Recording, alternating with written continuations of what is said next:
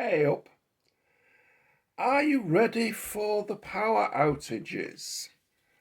Like 1973 all over again. Reason I ask this question is that t'other day I got this leaflet through my door. It's from the National Grid, and it's a curious document. Most of it is designed to tell people how to report a power cut in their house or their street, sign up for the priority services register if you're elderly. And yet, later on, it gets to the nub of the issue when it says emergency power cuts across the UK are unlikely and would only happen if there was an extreme shortage of gas or electricity to meet demand. Well, no shit, Sherlock. Now, if it's extremely unlikely, why are they producing documents like this? It doesn't make any sense. I think more likely is that they are worried that we're going to have power cuts. And the reason we're going to have power cuts is that first Labour, then the Tories, and now Labour again, believe in this net zero bollocks. So they've closed down all the coal-fired stations. There are not enough nuclear power stations to generate lecky for the whole country. And the gas stations they're trying to phase them out as well. It's all to do with windmills and power generation from the wind. So what happens in the middle of a very bad winter, a very bad winter when there's no wind? We have power cuts. Now, tempting though it is to go on to a rant about net zero and the stupid middle class who believe in all that bollocks, I'm not going to do it because we are where we are. So what I'm going to do is I'm going to tell you how I plan to get through the power cuts. Now, like many pensioners, I'm actually pretty lucky because I learned a lot from my parents, both of whom were born before the Great War. My dad served as a gunner in the Royal Artillery during the Second World War, and Mum was conscripted to work 12 hours a day, 6 days a week in the Avro factory making Lancaster bombers during the Second World War. When Mum died in 1989, I had the very sad job of sorting through her possessions. And I opened a large drawer in a wardrobe and I found several half bottles of whiskey. I found packets of tea, £2 bags of sugar, and a couple of tins of dried milk. So I asked my dad what was going on because neither of my parents drank. So why was this whiskey in the house? More importantly, I suppose, these bottles were not new. Looking at the labels, they looked as if they'd been bought in the 1950s or early 1960s. The sugar looked ancient as well. And the tea, loose tea. My family had moved on to tea bags 10, 15 years before. What's loose tea doing in the house? Well, my dad explained it. During the war, there was a time of shortages. All the money in the world wouldn't buy you what you wanted. But if you had a half bottle of whiskey to trade, you could get what you wanted. There were men who were willing to hand over their meat ration for for a bottle of whiskey or a carton of cigarettes. So my mother didn't smoke, she didn't want to keep cigs in the house, but she was willing to keep booze because it doesn't go off. As for the tea, my dad didn't really know, so I suggested, well, if the 4-minute warning went, maybe she just figured she had time to make a final brew before the bomb dropped.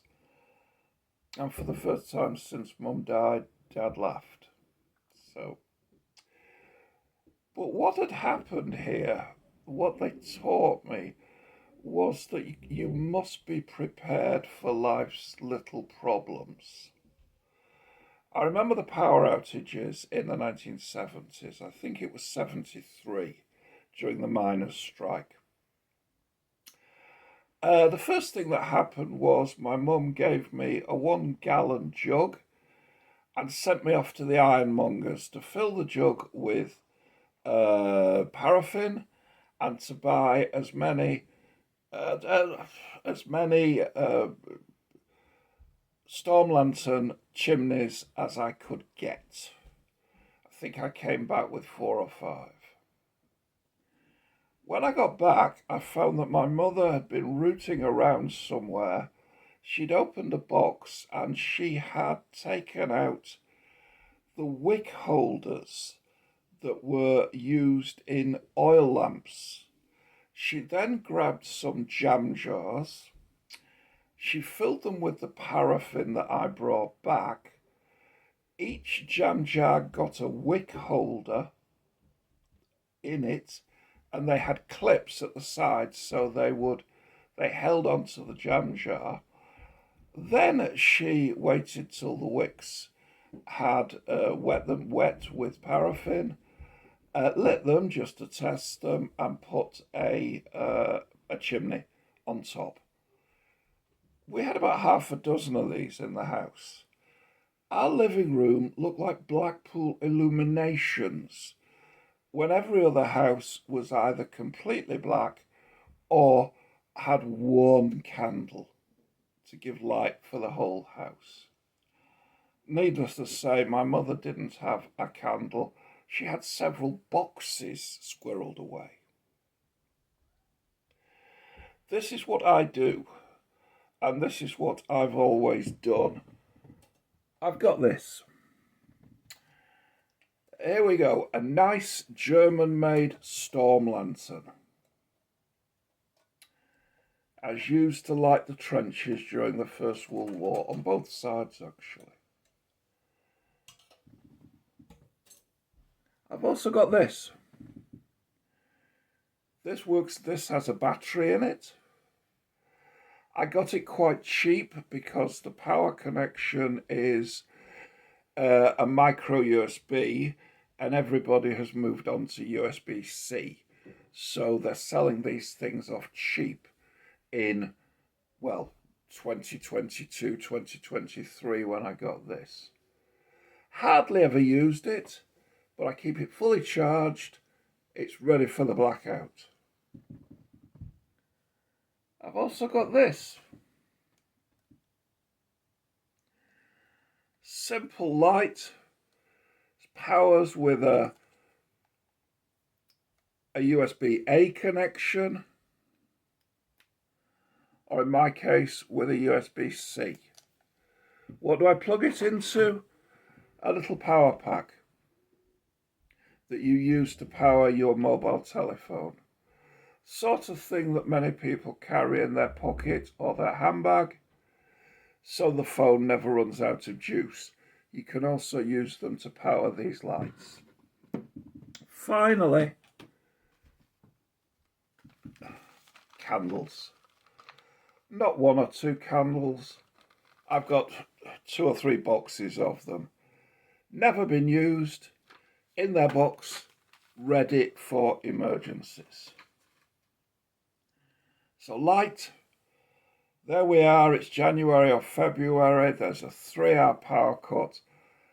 I'm going to be well lit. I'm going to be bloody cold, because although I have gas central heating, It still needs electricity to spark it up, but I suppose I'll just have to put on a sweater.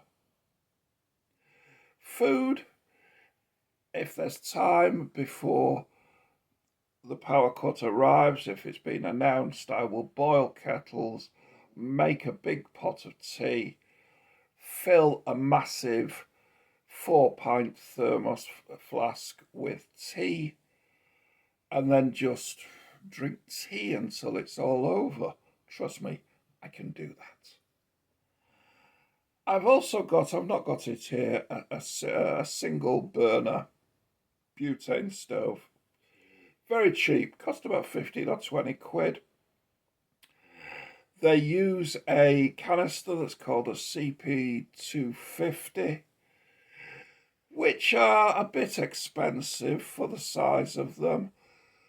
But if you want to cook some food, you can stick that in your kitchen, as long as you have plenty of ventilation, and you can heat up soup or something like that.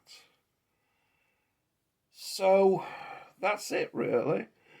I do not have a basement full of preparations as many people do, and I certainly don't have arms and ammunition in the house. I think that the blackouts, when they come, are going to be of a limited duration. I think they're going to be an irritation rather than a national catastrophe. And I think that people quite rightly will be outraged that a 21st century first world country cannot keep the lights on because a section of the middle class that votes for the net zero bollocks because they believe in it are willing to let ordinary people, elderly people, suffer so that they can continue with their wanky little fantasies. It's important that you prepare yourself. Get yourself emergency lights. Get yourself a little, or rather large, thermos flask. If you don't have gas, a gas cooker, gas hob, then get yourself a camping stove, a cheap one. You don't need much, but by God, if you don't have it, you're going to miss it.